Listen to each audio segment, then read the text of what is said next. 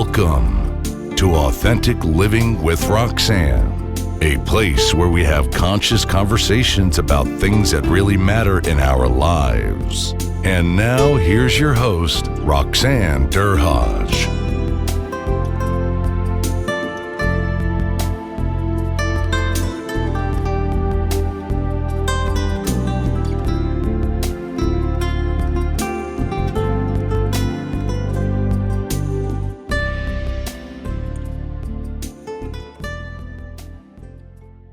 Hi, everyone. It's Roxanne Derhaj of Authentic Living with Roxanne. Thanks again for tuning in. This week, I have a guest that I feel comfortable talking about because I've spent a lot of time in his industry. This is Bernie Dyme. So Bernie is the CEO of Perspectives, an employee assistance program, and we'll talk a little bit about what that is. So Bernie, thanks so much for coming in and talking to us today. Thank you very much for having me, and I'm especially interested in doing this because this is a big month, September, and actually Friday tomorrow, I believe, is the 10th, right, is World Suicide Prevention Day. So this is Suicide Prevention Month. No more apt than to talk about employee assistance programs and behavioral health and mental wellness in the workplace. So I know a lot of companies out there, I know you've been in the industry, and like I was in the industry starting back in, 1994. That's how long I've been involved. So the employee assistance program got started by, psychologists that recognize that employees bring themselves to work. I now know, and we can talk about this openly, because for years we would talk about people leaving their personal selves at home. They hit the corporate door, and whatever door they go in, and they, there's, work Roxanne and home Roxanne and all those things. And we know today, based on what we've been through, that's in fact not the case. It never has been. So Bernie, let's talk a little bit about what we know and we've lived in a world about mental well-being and what's been happening out here in the last 2 years that's making people really, I'm going to say, listen with a different ear to mental health. I think that if there's anything good about the pandemic, it's that mental health has come to the fore. It's that leaders and organizations have begun to realize, and I think they've always seen it, but I think they've become very acutely aware of the connection between mental wellness and performance. And, you said it before, it would have been great, Roxanne, if we could kind of come into work, open our locker, just like we put our clothes on, put our work clothes on, and then go to work. And at the end of the day, put that and do that with our emotions and our feelings.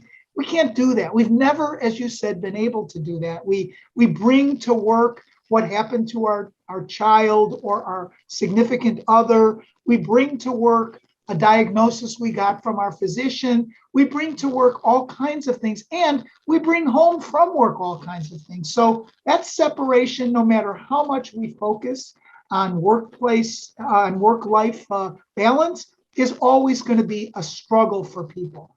In this last almost 2 years now, it's really come to the fore more because people are struggling not just with the normal things that they normally would have to deal with, but now they're struggling with a few extra issues, right? They're struggling with work remotely. They're struggling with trying to figure out how to deal with their compatriots in these little boxes on Zoom versus going into the work, into the lunchroom, going to the cooler and having conversations. Leaders are struggling with culture, how to maintain a culture and closeness and some kind of sense of intimacy that's good for business as well, remotely. So all of those things are happening aside from the fact that people are now wearing many more hats. So I'm working at home, and luckily I'm old, so I don't have young children, but literally my hat goes off to these young parents who now are working from home, 2 career couples. They now are housekeepers. They now are educators and tutors. They now are dealing with their spouses in a way, or their partners in a way that they've never had to do that before. And all of that stuff is happening in the context of having to get their work done. So people, their mental health issues are coming to the fore. And I think we're also beginning to train leaders and supervisors on how to use this new medium to stay in touch with how people are doing emotionally so that they can be engaged at work. I know that's a big answer and a long-winded answer. I could give you tons more. And that's not ending. It's going to get more complicated. One last thing I will say. The world of work as we've known it has changed forever. People keep talking about the new normal. I'm not sure what that means. I don't think there's ever going to be a new normal other than the new abnormal. We're going to see resurgences as we are right now. We're going to see all kinds of issues around diversity, equity, and inclusion that have really risen to the fore. And all of those things are going to take those boundaries between work and home and even blur them more.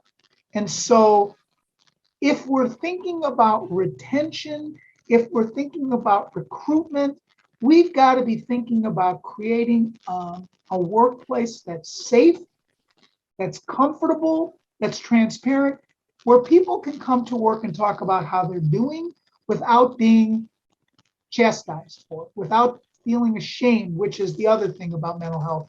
It has come out of the closet, if you will, and that's a good thing. So let's talk a little bit about, because I think you and I live in this world and have lived in this world as practitioners and as business people. There's a continuum, right? There's a continuum. We always talk, I always use this example, Bernie, that I go to my doctor's office. I've got an 11 o'clock. I sit there for 45 minutes that my name's going to be called with 30 other people that's on a roster. And we all know we're in there for something physical, potentially, maybe psychological, maybe emotional, but we sit there and we're okay with that we can sit in this waiting room. But with our kind of concept of that anything emotional, because, about confidentiality, which is a cornerstone of what your business is around EAP, a lot of times people mix up the concept of that it's okay to be emotionally well, because they're thinking that everything, if I'm having a tough day because I've separated, I have to go see this cloak and dagger person somewhere, and I'm never supposed to talk about it. But then you're telling me to come to work. And if I'm having an issue because I just went through a separation, that I'm supposed to, be okay with talking about it. So I think there's a bit of confusion out there sometimes. So I'm just wondering if you can kind of clarify that for, say, the average person or the leadership teams that are listening to this podcast today. So I'm going to share a fantasy. Don't get too excited. This is my fantasy about where the world hopefully will end up. When we go into our CEO's office or our manager's office because we've been diagnosed, God forbid, with cancer or cardiovascular issues, we don't think twice about it. I mean, we're a little nervous about it, but we're not ashamed of it. We bring it up, and usually our managers or leaders are sensitive to it. They listen to us, they're concerned about us, and then they help us sort of navigate through it. My fantasy is that someday people can walk into their office of their CEO or their supervisor and say, you know what, I'm struggling with bipolar depression. It really affects me. I'm not using this as an excuse, just like I'm not using my cancer as an excuse. I want to be here at work. But I just want to let you know that. And then rather than CEOs being embarrassed, ashamed, scared, judgmental in a negative way, they'll treat it the same way as they do with cardiovascular or cancer. And I think the way to get there is what's really important. The way to get there is to open it up and educate leaders that it's okay, that mental health and mental wellness is no different than physical health or physical wellness, that we can help people by feeling comfortable sharing that, not feeling ashamed, because the reality is, if you've got a heart problem and you don't go to a doctor, it's going to get worse.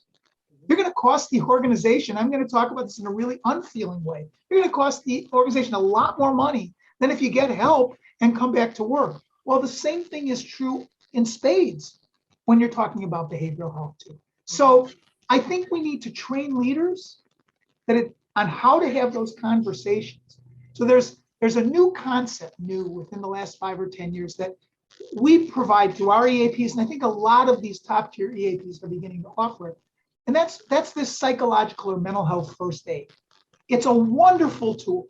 It really starts with leadership and brings it all the way down to all employees.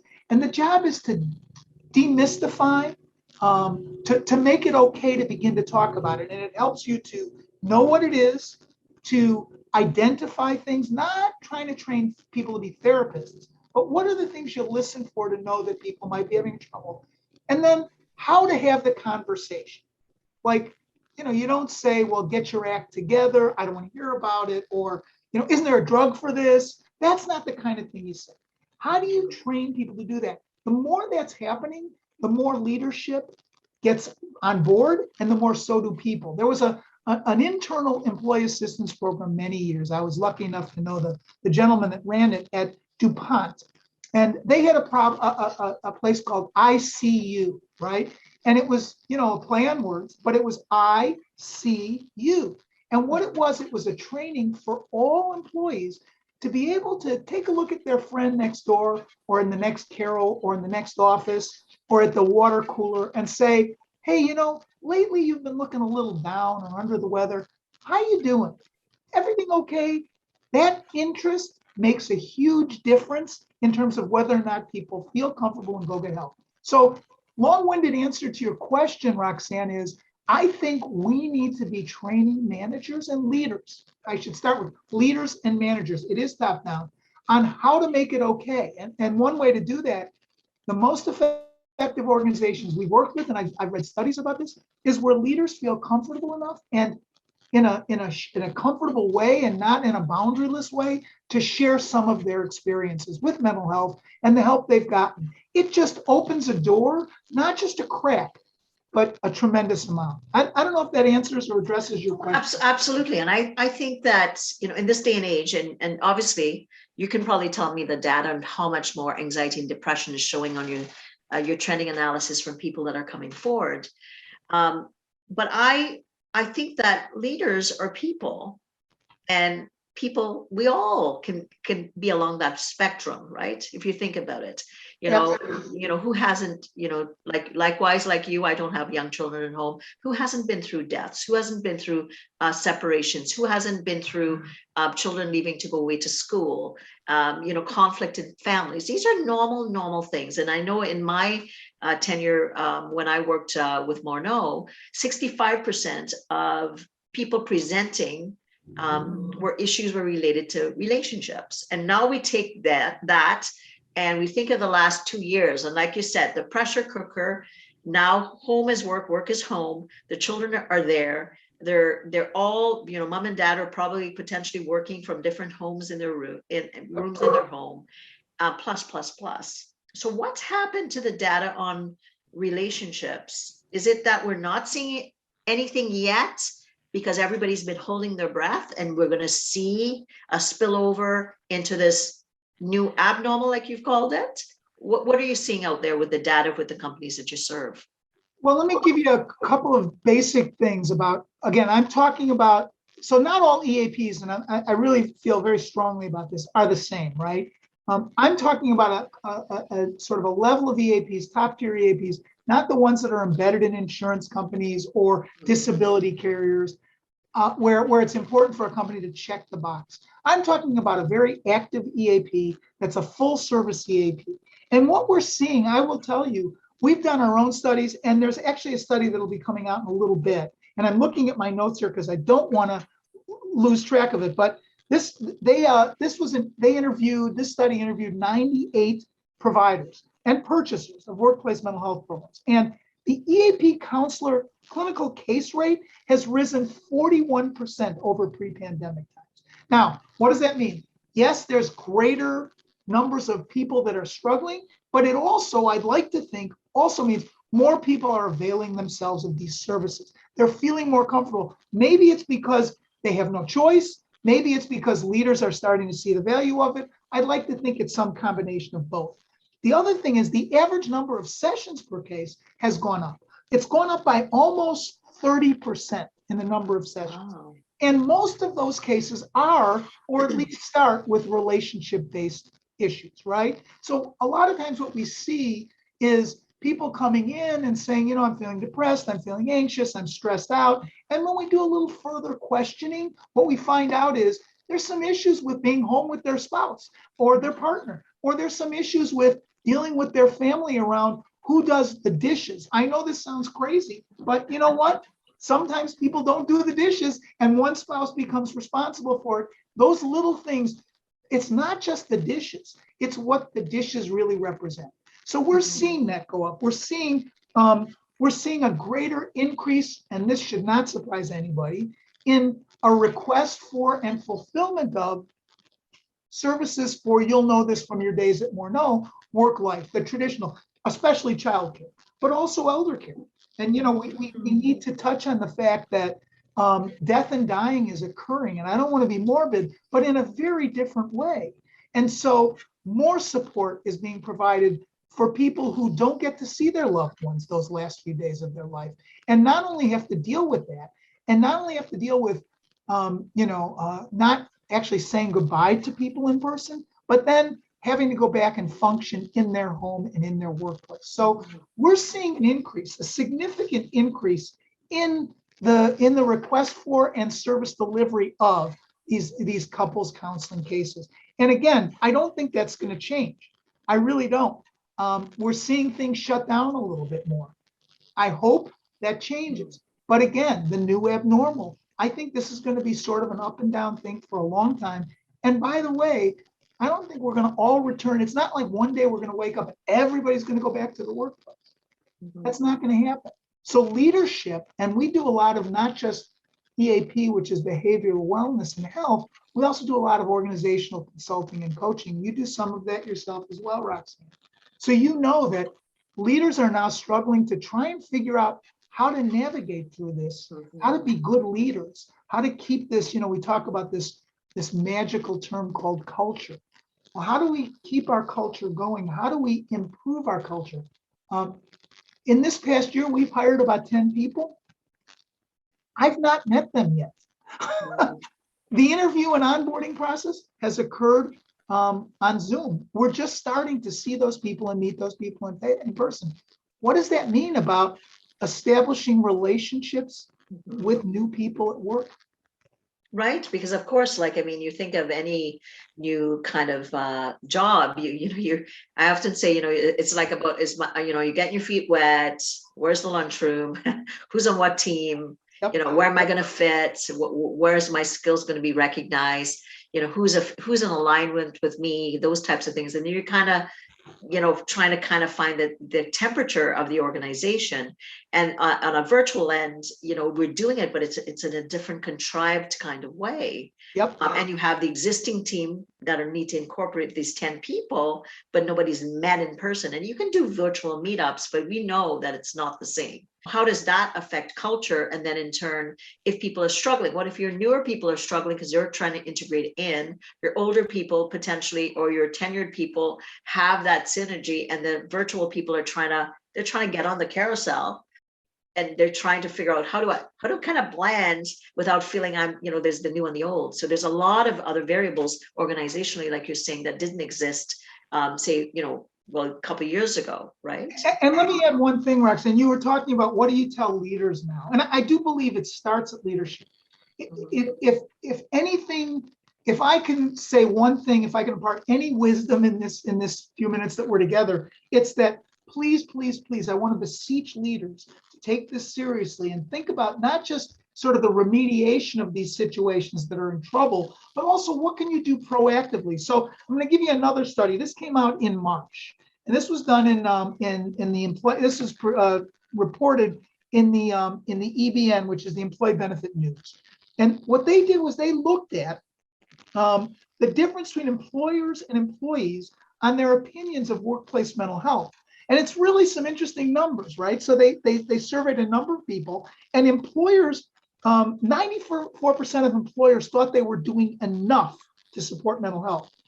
Only 69% of employees thought that. Now, okay, 30%, no big deal. No, that's a huge deal, right? Because that misperception is really a problem. Here's another one, last one. Employers, 70% of employers said that they're accepting of mental health challenges. The employees, though, had a very different perception of that. Only 35% felt that way. So I think what we're saying is that leaders have to close that gap. And realities and perceptions are really important. Perceptions, I've always believed, and I'm not trying to sound superficial, but perceptions are much more important than realities. So the job of a leader is to close that gap.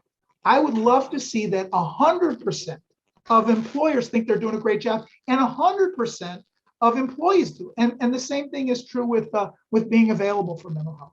So you talked about some strategies, and I like it. So if you have lived experience, if you've had, like I say, normal things that would cause you to need to speak to someone to get that support, right?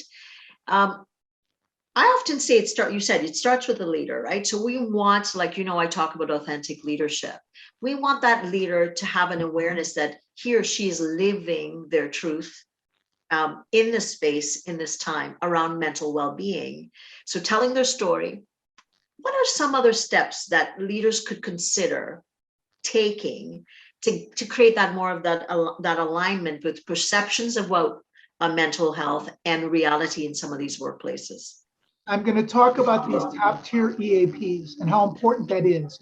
EAPs have been they've been beaten down a little bit. And that's because I think the partnership, EAPs in a vacuum don't do well. Nothing in a vacuum does well. It needs to be a partnership. So working with leadership and EAPs to really kind of develop, and it starts with a strategic approach to doing this. And in some cases, it's really about coaching the leaders on how to be comfortable with that. Or if they're not comfortable, which is fine, having other members of the leadership team talk about these things. But leaders have to show up. As you say, authentic leadership is about showing up. When I walk down the hall of my organization, I know that doesn't happen that often anymore, but when I walk down the hall of my organization, I know that people are watching me. And I may have just had something bad to eat that's giving me a little indigestion, but if I'm making faces, everybody is thinking that horrible things are happening. So being available, being there, showing up to work in an authentic way is really important. The other is figuring out ways to communicate with people, not lie, not minimize, being able to sort of stand up in front of a group and say, here's what's going on, to react to questions in an honest, direct way. The worst thing you can do is overpromise something when you can't really give the right answer. That's not a good thing. It's always better to say, you know what, I don't know, but I'm going to find out. And then make sure you find out and get back to them. So creating a communications plan, some kind of an employee engagement plan, right? So in our company, when this started, I don't even remember how many months ago, we instituted a 15 to 30 minute every other week town hall meeting for all of our employees. Some of those meetings are merely saying, everything's fine, nothing's going on. 15 minutes, we're in and out of there. It gave people an opportunity to ask questions. Here's the irony. We never, in all of our history of Perspectives, got a 95 to 100% participation. At these meetings, which are all Zoom, we were averaging 95 to 98%. People are interested and they want to know that you're going to be able to talk to them as leaders and that they're going to be able to have access to you. The other thing is to try and figure out in any way you can to simulate activities that normally would occur in your workplace virtually. So how do you do that? We have virtual cocktail hours, right? We don't advocate drinking, but we do advocate getting together and everybody's in their home, and we break into breakout rooms. Is it perfect? Far from it. But we're keeping connected. We have a committee, a social committee that came up with a topic called the water cooler meetings. And that's just basically where every week for about 15 minutes, people can sort of come to the water cooler, right? It's a digital or an electronic one. We had a florist deliver to all of our employees these terrariums. I don't have mine anymore because I have a black thumb, but they literally we took it out of the box. They had an expert florist teach us how to do it. It was a lot of fun. It was connected. So those kinds of things, mixing fun with the ability to share your feelings, some kind of a strategic re-entry or engagement plan. Those are things that make a huge difference. And the other is to really ensure that you're promoting mental wellness, mental health and wellness. I think part of the way to get out of this stigma of mental health is, especially now we're talking about it being National Worldwide Suicide Awareness Day tomorrow, is that we make it okay for people to talk about it. There are so many misconceptions that if you talk about suicide, it will cause people to do it. That is not true. There's research that categorically shows that. In fact, the opposite is true, that it gives people more comfort to talk about it and they're more likely to get help.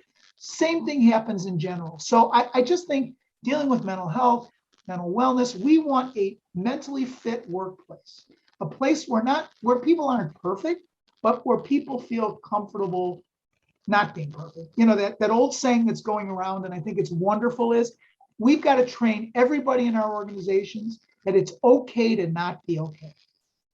Absolutely. And, the thing is, I think that's that permissiveness to discuss things, right? Like, when you're going through change, and we've been in flux, we're in rolling change, right? So let's talk about what's uncomfortable. Let's talk about what we're not doing well. We're going to talk, we can talk about the champions and who's done what, but what is it that you did kind of poorly that you learned from?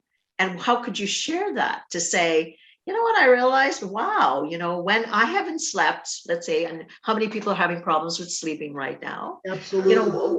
How do I kind of take care of myself through the day, even though I've still got my 8-10 hour day? Can I be gentle and kind? To be able to say, well, I'm going to maybe be off camera a little bit more, or maybe I'm going to, have my meetings in quiet. I'm going to come back in and out. So just sharing those things, I think, is so helpful. And I think as the leader does that more, and that, and they see, when the leader says, I haven't had that kind of good week, and this is kind of what I've been doing just to care for myself. I always talk about is how is the leader showing or demonstrating his or her capacity to understand that I'm under massive pressure. I generally am pretty good, but what I've learned this year or this month is, wow, I need to do this, and this a bit more, or this a bit less. And in that sharing, like you said, normalizing it, I think then people go, wow, the CEO just went through that, and he or she is sharing this. How amazing does that get? And that modeling and that sharing, what people start to recognize is, if I'm a human being and my CEO or my senior leaders are a human being and my manager is a normal person, it's okay for me to also share. This was such a great interview that we decided to turn it into a 2-part series. Be sure to tune in next week for part 2, so you don't miss out on the amazing content. Thanks for tuning in to Authentic Living with Roxanne, creating the space for positive, healthy change. Roxanne is a keynote speaker, psychotherapist, and coach. To work with Roxanne, visit roxannederhage.com/blueprint. We'll see you next time on Authentic Living with Roxanne.